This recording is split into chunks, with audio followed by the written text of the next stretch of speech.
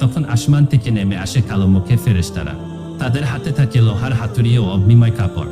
তারা রূহকে আহ্বান করে, হে অপবিত্র আত্মা, আল্লাহর রাগ ও গজবের দিকে বেরিয়ে এসো।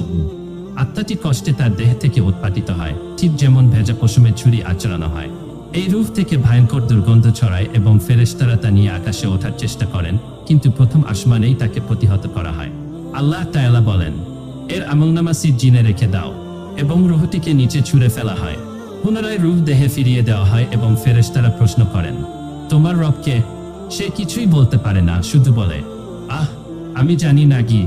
এই মিথ্যার জবাবে ঘোষণা হয়, তার জন্য জাহান্নামের বিছানা প্রস্তুত করো এবং দরজা খুলে দাও। তার কবর সংকুচিত হয়ে যায়, হাড় একে অপরের ভেতর ঢুকে যায়।